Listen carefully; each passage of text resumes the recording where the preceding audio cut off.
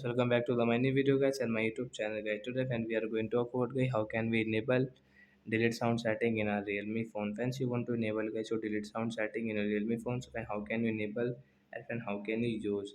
So what is delete sound guys? You can see guys when we delete any icon and guys when we delete guys any photo any item.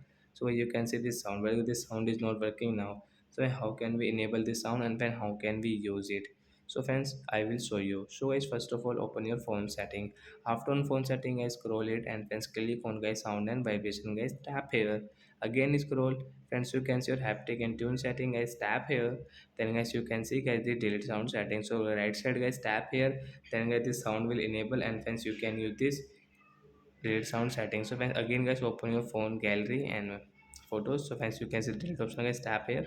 So friends, you can see the delete sound setting is enabled.